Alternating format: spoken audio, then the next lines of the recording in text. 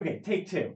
Not sure when the stream crashed. I'll upload both videos. I'll check the other video and see when it crashed. But so we just did problem 18E looking at xenon tetrafluoride, 36 electrons. The less electronegative thing, the xenon goes in the middle, the fluorines go around. We filled the fluorines octets, then realized we had 4 electrons left over. And since xenon is really low on the periodic table, it doesn't follow the octet guideline. Octet thing only applies to a couple options. And so we could put some extra electrons around it to get rid of those last 4. I know we haven't talked about geometry yet.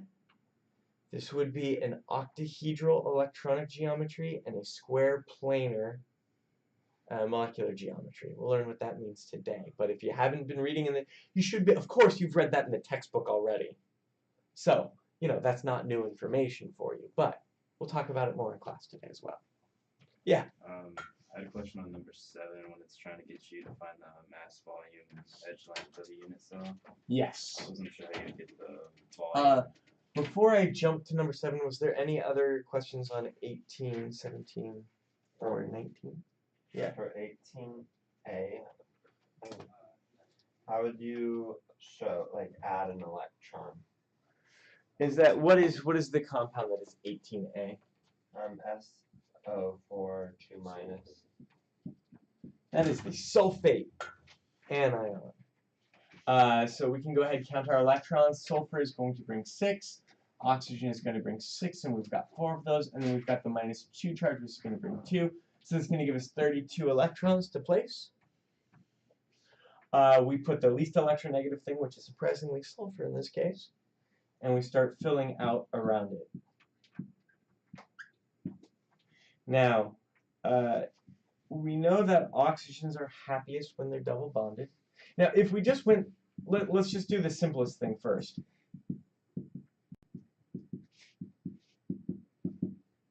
If we did this, that's 8, 16, 24, 32 electrons. Ta-da! This fills the 32 electrons. Everything's got a complete octet. However, if we do the formal charge calculation on sulfur, it's in a +2. And if we do the formal charge calculation on each oxygen with 1 bond, it's going to be -1. So we can optimize this structure a little bit better, get the formal charge a little bit lower, by taking 2 of these electrons and making a double bond. That is going to make it so instead we have the formal charge on sulfur is going to be 6 minus 1, 2, 3, 4, 5. That's going to bring it down to +1. My formal charge on the oxygen with 1 bond is still -1, and I've got 3 of those. And my formal charge on the oxygen with 2 bonds is going to be 0. It's a little bit better. You can do that because sulfur is on the 3rd row. Yeah, and notice in doing this, I've broken the octet guideline for sulfur. But that's because when we look at sulfur, its full valence shell, its valence shell includes the d orbital. So it can actually accommodate additional electrons. And what we're going to learn today is that actually we should be thinking about this in terms of orbital hybridization and actually molecular orbitals. We don't do molecular orbitals till Chem 126, but you can all change your majors. Kidding. But you know, we can do a little bit better though, right? Yeah. Wouldn't you make a double bond with another oxygen? If we make another double bond with another oxygen, the formal charge on sulfur is going to drop to 0. The formal charge on 2 of those oxygens is going to stay -1. And now we're going to have 2 that are 0. This is going to be the optimized formal charge. If we did another, then sulfur would pick up a negative formal charge. And we know the more electronegative thing we want to have the more negative charge. So the oxygens are going to hang on to those extra electrons. A trick I'll mention. I was going to say, do you have to go through all those progressions every time? No. A trick I'll mention is in these oxo compounds, that is to say these compounds with oxygens, your charge is usually the number of single bonded oxygens. I'll say that again. in these oxo compounds, again, you know, this is one of those things where when we start looking at the patterns, we don't actually have a ton to memorize. We don't have to go through this process every time. We start to, just like we did with the molecular structures lab, we start to recognize patterns in good pieces. When we start going to these ions, we can also start to recognize good pieces, which is to say, each negative charge in these oxo compounds usually corresponds to a single bonded oxygen. So this means that we can now do PO4 3- pretty easily. This means I'm probably, not guaranteed, but probably going to have 3 single bonded oxygens. Because they're more electronegative than phosphorus, so I'm going to expect that I'm going to have 3 formal charge oxygens at -1. Right? We can start to see those patterns, and then it becomes really easy to draw this structure.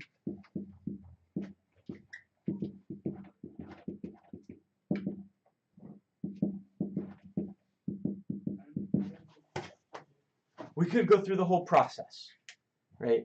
We could draw the skeletal structure, do the formal charge calculation, kind of jump through all of the hoops, and then say, oh, we can improve it. But once we are practiced, once we have recognized the patterns, we can start just jumping to these things. So with the for the sulfur with 4 oxygens is the one with an oxygen bonded to the oxygen the right answer, or is it that one? With the, It's this one. oh, it's that one. Yeah. Isn't like oxygen bonding with oxygen. You had something like this. Yeah. Well, yeah. Remember those oxygen-oxygen bonds? Those oxygen-oxygen single bonds are called peroxide bonds, and they are explosive. This thing, theoretically, you could draw a structure that's going to follow all of your rules, but you're going to find that there's a better structure, a more stable structure. Yeah? Where does the -2 charge come from? Good question. Where does the -2 charge come from? There's a couple different ways to answer this, depending on, you know, what level of Feynman's why question we want to answer. Right? Fundamentally, because that's the charge on sulfate. It's on the list that I told you to memorize. But, of course, we don't like memorizing. We don't like just accepting things. So when we start looking at this compound, we can start thinking about the electronegativity associated with the sulfur and the oxygens. And then in order to get a -2 charge, this compound must exist in the presence of something else, right? There has to be, we've got a bunch of oxygens bonded to a sulfur. If we just had like SO4, sulfur tetraoxide, it's not a real thing, but if we had it, it would be incredibly reactive, and if it bumped into something, it would strip electrons from it because of the electronegativity. This is an incredibly electronegative cluster, right? Sulfur is pretty electronegative. Oxygen is one of the most electronegative. This thing is going to strip electrons away from other materials in the environment around it. So it depends on where it was created. A lot of these things like sulfur hot springs, you're forming sulfur compounds underground, interacting with water molecules, interacting with other mineral deposits. There's a lot of different places where this can happen. Extra high heat can create different kind of compounds. There's a lot where we'd have to look at what environment is this happening in. Are we ready to move on to? It was going to be a different question. Okay. Moving on. So. Okay. Keeping with loose structure questions. Yeah. But how many, like, is there any limit, like, could a compound have multiple fundamental groups? Functional groups? Functional groups. Yes. Very large compounds, proteins and things like that, have hundreds, if not thousands, of functional groups associated with them. They are also considered single molecules because they're all covalently bonded networks. So yeah, you can have lots and lots of functional groups. So Yeah. we should be expected to know the functional groups for the quiz today and how to make them? Yes, I asked that we already remember 3 or 4, depending on which class you were in. We will remember all of them by the next midterm. So the 3 that I mentioned, or the 4, were alcohols, carboxylic acids, aldehydes, and ketones. remember ketones. Any other Lewis structure questions? Is this video still going? This video still going. Yeah. I just wanted to, so like the octet rule, like we can choose to ignore it if it's not in the second row. And Yeah. is Notice the first row doesn't even follow it. Right? Hydrogen and helium do not. Right, they go valence. And the better thing to think about rather than octet rule, I really want to stop using that term, is closed valence shell rule. Right? Filling the valence shell is really what's happening. That's why hydrogen's closed valence shell is 2 electrons. Carbon, nitrogen, oxygen, fluorine, closed valence shell is 8 electrons. Anything past that, we start looking at 18 electrons to close its valence shell. Yeah. So, you said that there was a website on Cal Poly. Adam.calpoly.edu has flashcards. It's the same website Right, we've that- gone to. Yeah, this is the same website I've suggested using. We looked at it our first day of class. It has a whole bunch of resources. You should have bookmarked this page that first day. I know, I tried to find it, and I'm just not very clever at finding stuff. It is on the lecture slides from the first day of class, which are posted as well. Okay. I didn't. But if you go to adam.calpoly.edu, there's a bunch of resources there. Tutor list, office hour list, additional resources list, flashcard list. Might have the it's got the common polyatomic flashcard game. It's got a lot of things that you could look at. Yeah. So an alcohol is just an oxygen bonded with a hydrogen that's next to a carbon. Yeah. Okay.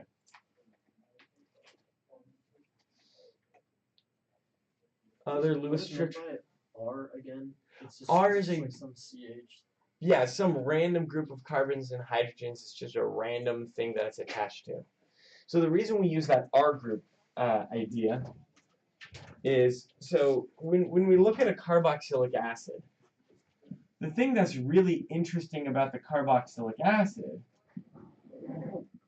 the part that really gives rise to the reactivity that we're interested in is the COOH part. I don't really care about the other thing it's attached to a lot of the time. This is the part where reactivity, polarization, all of those different aspects are going to be kind of centered over on this side of it. Now, this is also a bit of a misnomer, and we'll see that in our IMS lab, because if this is 1 carbon versus 4 carbons, that's going to give very different physical properties. But the functional group is still this thing.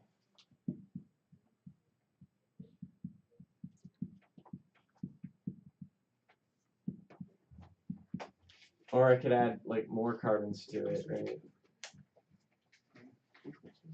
I can keep adding more things. But this is still the functional group, and this is an R group, and I should fill in all of the hydrogens. And ketone is like OCCC, right? So, here's my trick for remembering ketones and aldehydes. If I had a chain of carbons, aldehyde, let's do this one. Aldehyde is at the front. Right? If I put it at the end, that's just a mirror image. It's also at the front. And the reason I remember that is A is at the front of the alphabet, aldehydes are at the front of the chain. Or any place, they're at the very front or the very end of the chain. Ketones, however, and I should of course fill in the rest of the H's here.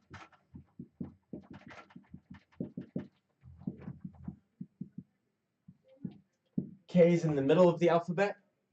Ketones are oxygen double bonds someplace inside the chain, in the middle somewhere. Even if it's just 1 carbon off, here, I'll make something a little bit different. Right, that would be a ketone. If I wanted to make something a little bit different, I could go to a 4 carbon chain.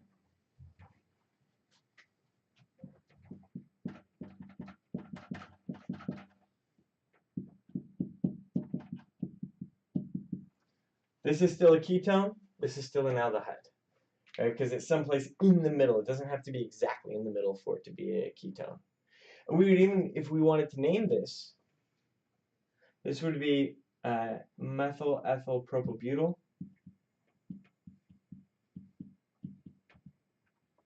This would be butadiene. The 2 tells me that the ketone group is on the second carbon. So we're gonna get And then more this familiar one with would be this. butanol. The Al ending tells me that it's an aldehyde. This, And we don't need a number on this one because aldehydes are always at the ends. Sorry, what was your question? so this refers to the oxygens-ish Functional groups. functional groups. And what are the functional groups? In this case, the functional group is the double bonded oxygen, right? This is the ketone functional group. This is the aldehyde functional group. And what do they refer to? Like how they function with like general characteristics.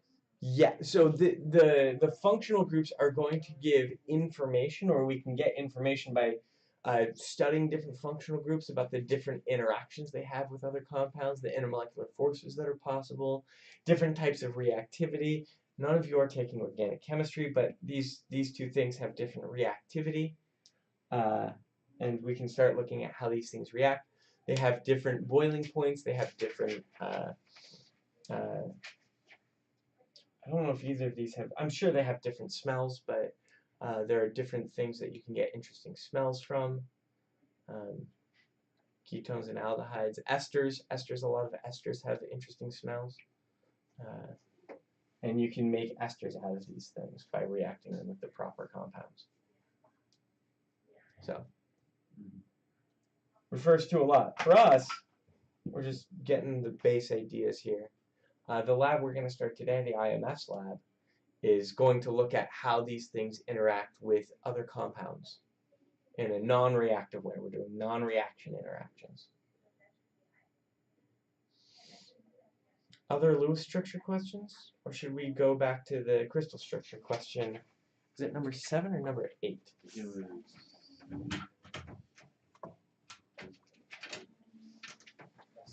Yeah, it was 7.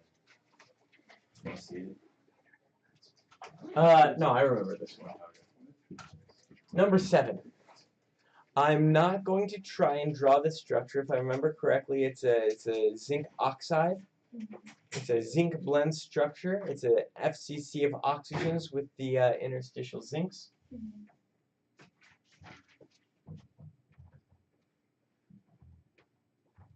I'm going to draw all 4 layers, just so I don't mess up. Here, I'll even color code. I feel like color coding. I have the color, so.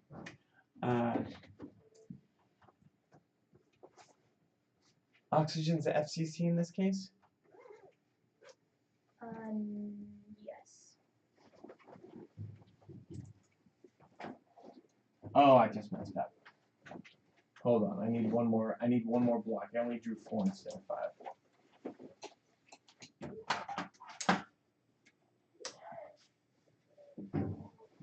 Getting carried away. See.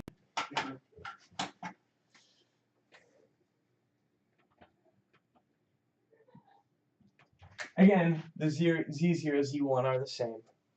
I drew them both in this case, though. Just for me, it makes it easier when I'm deciding whether this should be 1/4 or 1/2. It's easier if I have all the layers drawn. It also makes it easier for me to count my atoms. Once you practice, you don't have to do that. Everyone does the 0-1 thing. So I even wrote 0-1 just out of habit because you always do that. But when we're learning it, I find value in writing it all out. And then this one is going to be like this. And like this. That's a little too close to the edge, but you get the idea. Something like that. I kind of have a mistake here. In this case, the zincs are actually really close to the same size as the oxygens. They're a little bit smaller, but they're not much smaller. And the catch is, we have to find some contiguous line to draw where we can do geometry. So, in terms of the mass of the unit cell, I can count up my oxygens. That's going to be, it's FCC, so I already know it's going to be 4, but if we did the count, there's 1, 2, oh, wait. There's 1, 2, 3, 8 makes 4. So I'm going to have 6 times a half plus 8 times an eighth, 4 oxygens. And then I can take the mass of oxygen, 16 grams per mole. I can say 6.02, whoops, sorry. No, that's right, 6.02 times 10 to the 23rd atoms. Would that go on the bottom? No. Hold on a second. Yes, it would. Because I was about to square moles, right? So unit analysis, I want 1 mole on top. And that's going to be 6.022 times 10 to the 23rd atoms. Wait, On isn't bottom. the question asking about zinc selenide then? Is it zinc selenide? No, it's like zinc selenide has the same structure as zinc oxide. Zinc selenide and zinc oxide have the same structure. Yeah, and then it says how many zinc and selenide atoms are in a unit cell, what is the mass of the unit cell? Let me see here. Oh, yeah. So these would be not selenium. These would not be oxygens. This would be selenium. So that means I have to get out my periodic table. So with the periodic table, what is the mass? 78.96.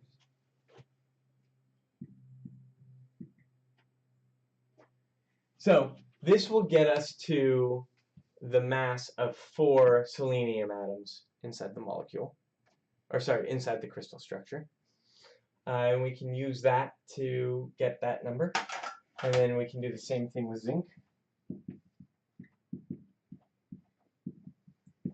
4 atoms all inside the unit cell is just going to give us that. So that's going to be 4 atoms as well. I need the molar mass of zinc.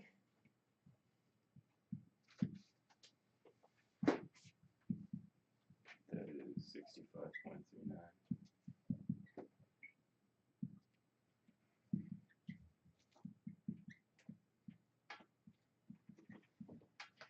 My unit of atoms is going to cancel out. My unit of moles is going to cancel out, and that will give me grams.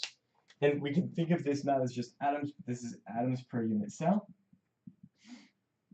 And that will give me grams per unit cell.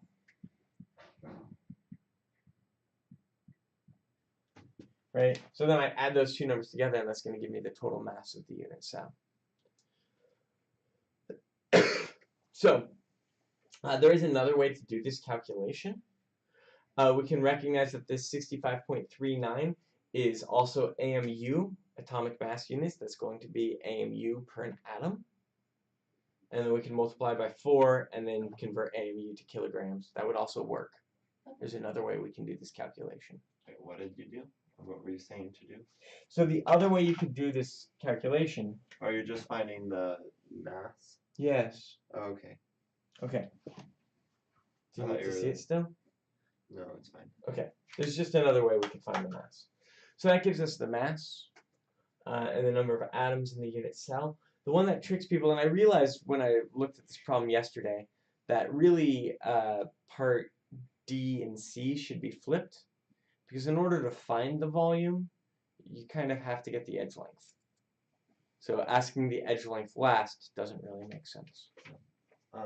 What I did was I looked up the density for this. Of zinc selenide? Yeah, and that then I works. worked backwards. And then Yeah, you could do that. I wasn't sure how that would translate to the unit cell, but Right, so let's see if we can do it without looking up additional information. Right, that's a really interesting problem. I should probably put a problem. I gotta make a note to myself to put a problem like that on there. I like that problem. Let's see here. That was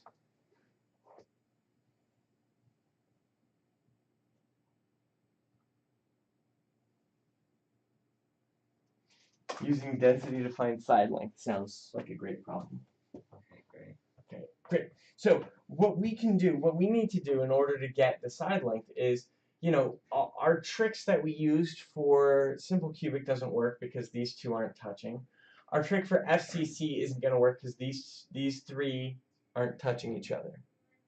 So we need to find some contiguous line so we can make some known lengths. And the way that it's going to work is, and I'm sorry, I don't know how else to draw this, but we're going to come up in 3 dimensions and then back down in 3 dimensions. And so the way I'll draw that is like this. So we're going to have one side there, this one's going to go up and then back down. We're going to have that line there, this one's up and back down. And if I rotate that into a flat plane so it's a little bit easier to see, I would call this length 1/2 diagonal. This would then be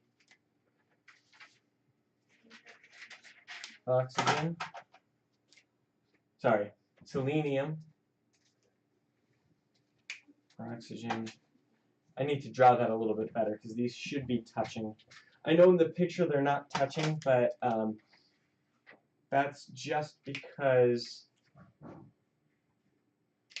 of the way, if they actually did the space filling version, you wouldn't be able to see anything. So I'm taking a cut in 3-dimensional space like that, where this would be 1/2 of the diagonal. This would be radius of selenium. This would be radius of zinc. This would be radius of zinc. This would be radius of selenium. And I can use this triangle to get 1/2 the diagonal. I can say radius of selenium plus radius of zinc. Let me see if I can do this. It's going to be a squared plus b squared is c squared.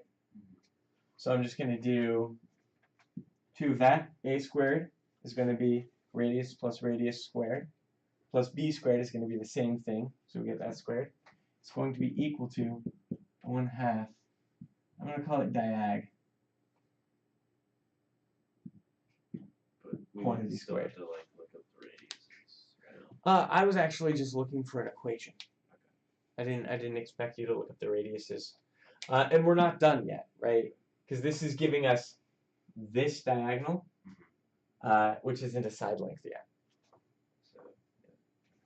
So, I think this is a really entertaining problem, and I don't want to take the entertainment of doing trigonometry away from you. So, I'll let you all finish that. Hopefully that's enough of a start. But again, notice the critical skill here in order to solve this problem was not a chemistry skill. It was a 3-dimensional representation and trigonometry skills. Right? And when we started doing the crystal structure activity, the thing I said, since none of you are chem majors, I said, look, the major skill that you're going to have to get is 3-dimensional representation. How do you take something 3-dimensional, represent it in 2-dimensional space, and still make sense of it? Should we also, when we see, I guess like face centered like this, we assume that those are touching? If we saw a face centered with nothing like interstitial, like nothing in between, then they're going to be touching across the face. Okay. There are other cases. The barium chloride case we were looking at, there's a chance that those chlorines are small enough that the bariums would actually be touching each other, and you could actually just use an FCC approximation there. Okay. Right? Since these were approximately the same size, all of our like pretending like this is just FCC is not going to be good enough. Yeah. Saying like, oh, it's FCC, but like there's going to be a zinc, or saying it's like a BCC or like a zinc could fit someplace. None of those are going to be very good approximations when the radii are so similar. Okay. But when you're looking at something like barium chloride, the barium's probably going to dominate in terms of size, and the chlorine's going to be like a small correction. And we can probably approximate that to just say, hey, let's just consider the barium. Okay. Right? Again, it depends on how careful we want to be, how much accuracy we want to have in our answer. Okay. I think the question before this had the same structure, but it was asking about the coordination number? How would you Yeah. go about So, doing that? if we wanted to do the coordination number, so the question before this is question 6, right? I'm gonna go ahead and erase this. We're still gonna work on this. This structure. I don't feel like drawing the Z diagram again.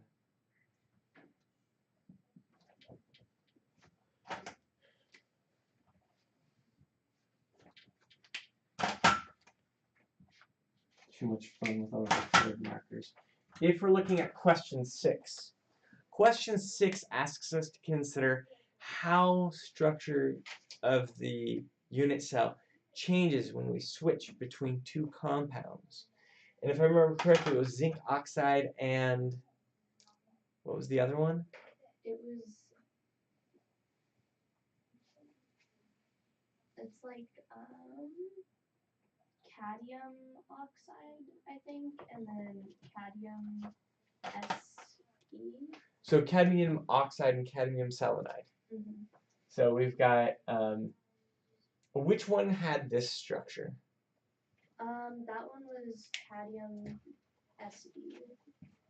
Okay. So I'm going to go ahead, I'm going to change this a bit. And the seleniums took the FCC. The Yes. cadmiums were interstitial. Mm-hmm. So I'm going to switch this so that we know we're working on a different problem. And I find drawing the Z diagram gives a really good way to see how different these two are. So if we draw the Z diagram for cadmium oxide, if I remember correctly, it takes on the sodium chloride structure. It's an FCC with an offset FCC. Yes. We're going to need 5 layers still to do that. The oxygens. I need more colors. I'll just label it. That's selenium. The oxygens take on an FCC. That's oxygen.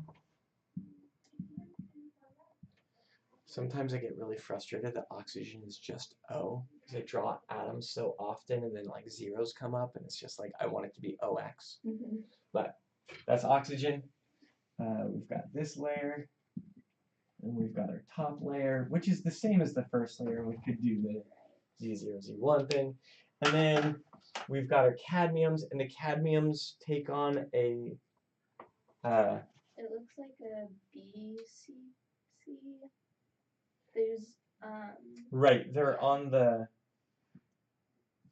corners like this. they're in between the. May I look at the yeah, picture? Yeah, it's right here. It sounds so. Because they have like that in the middle, and then it looks like they're in between the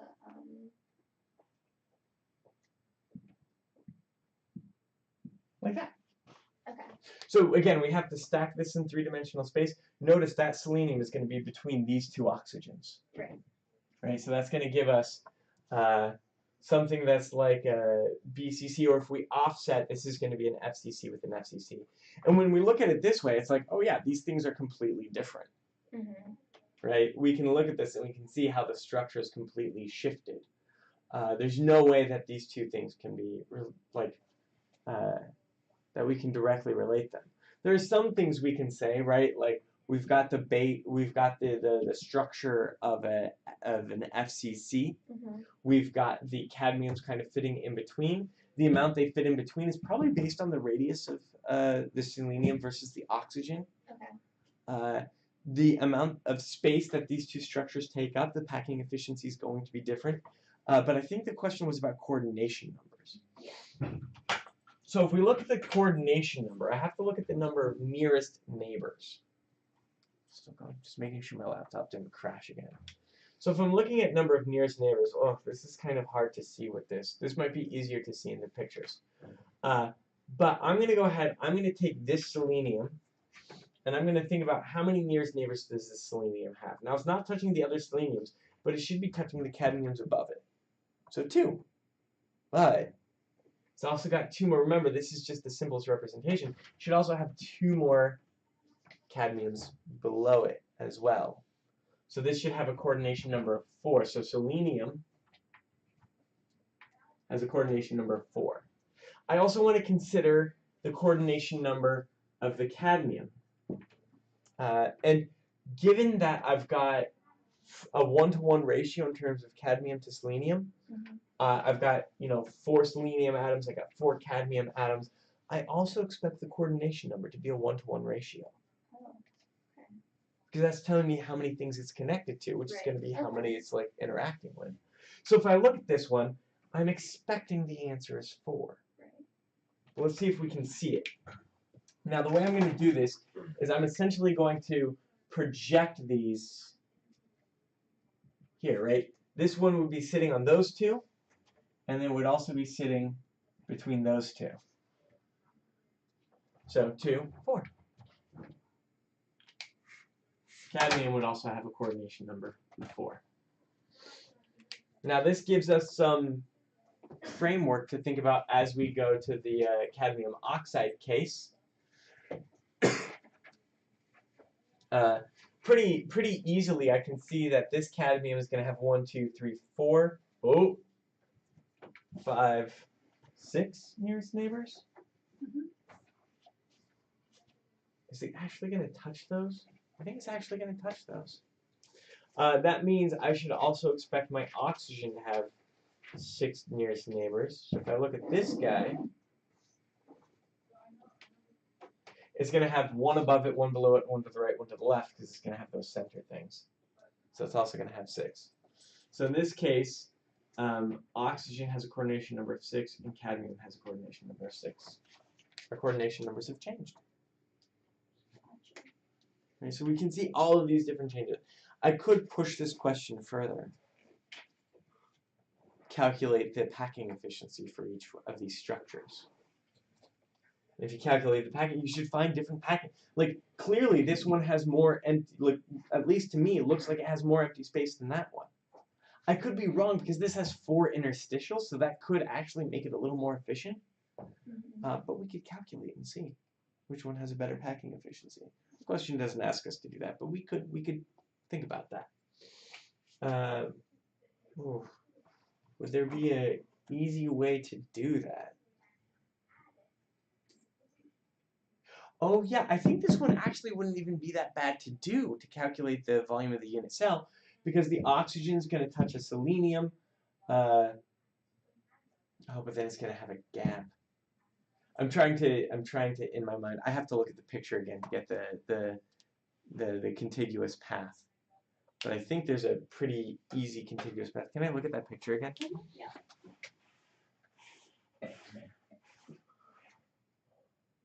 Yeah, you actually could probably do one of the edges is just going to be an oxygen cadmium oxygen edge length. Okay. I imagine if they did space filling rather than visible. If you want space filling, I bet that your edge length would just be oxygen cadmium cadmium oxygen. Okay. Right, in terms of radii. Right. So it would be really easy to calculate the volume of compound A for this problem. Compound B, you'd have to do the same thing that we did in problem 7. Right. A little bit more complicated. So for the reason why the coordination number changes, you just said the radius is change size, or what was it? But they're completely different compounds. Just completely different. Yeah, they're different compounds. Now, we can make some arguments about why they're different compounds, and we can make arguments of why this crystal structure takes on this shape versus this shape, based on some radial kind of like ideas, but it doesn't allow us to say anything explicitly. So an explanation would just be like the structures change because they're completely different compounds. Okay. Yeah. Switching from oxygen to selenium gives a completely different packing arrangement, different crystal structure. Okay, that makes sense. Now, we can get to, and what I was saying with the radii is we can kind of get a little bit more information about that by saying, okay, so what's the difference between selenium and oxygen? Look at the periodic table. I don't know where I put my periodic table. But if you look at the periodic table,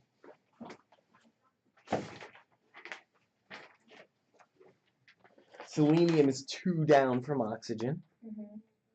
That's going to mean selenium has a much larger radius, it has much lower electronegativity. It also has d orbitals.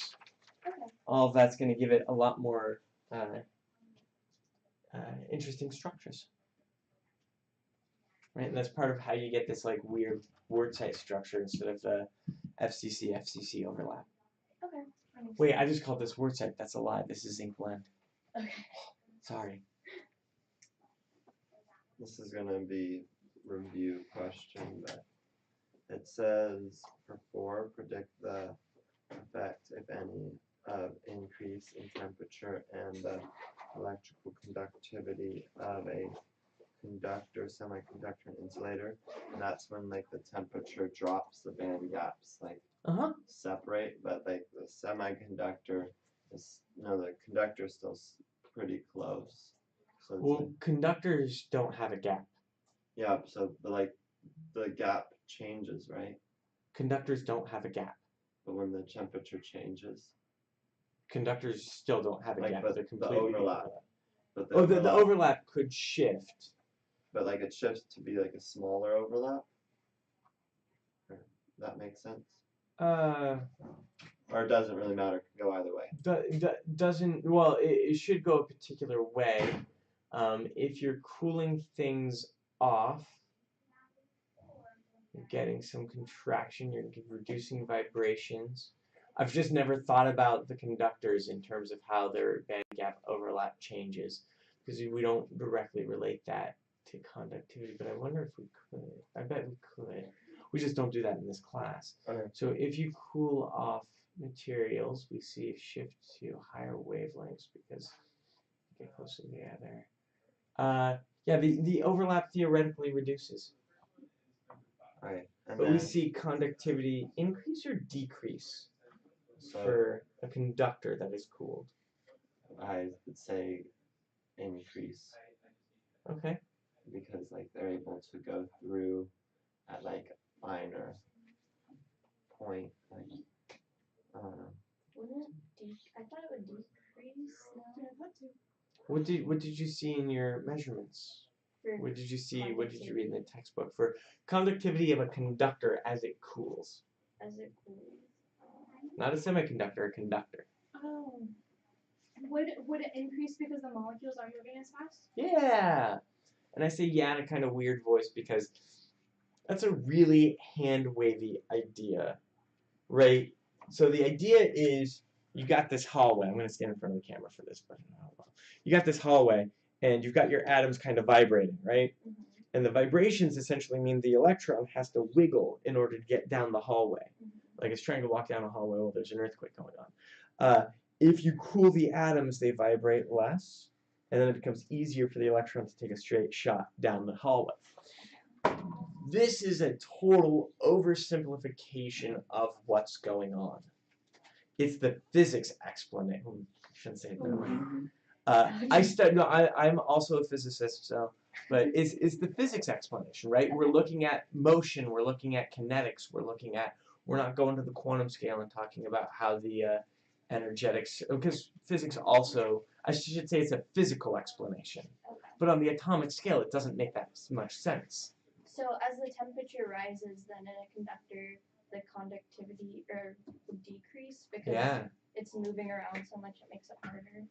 Yeah, moving around. Right. And we have to recognize what we really should be looking at is this idea of how much band gap overlap is there, how much energy is going into exciting the electrons to higher energy levels, how with atoms moving, how does that flux in terms of the energy surface? Because really what we should think about is like, well, what allows an electron to move through a metal? Mm-hmm. Or what allows an electron to like bump into an electron that bumps into an electron? Because really what happens is like the model of like an electron just like traveling all the way across. What really happens is, let's see, do I have it lined up? Is that, right? One electron pops on and knocks another electron off. Okay. It doesn't actually migrate down the entire path at a very high rate, but it bumps one all the way off. And the amount to which that can happen depends on how much energetic collisions the atoms are taking up with the vibrational energies and things like that. So we can get a lot deeper and a lot more complicated, but it's like going down a hallway. Okay. There's also an okay explanation at this level. Yeah, I just want to be clear that it's not, it's an analogy, and Right. there's a lot more science to it. Okay, that makes sense. It's just a matter of how far our why questions go. Thank you.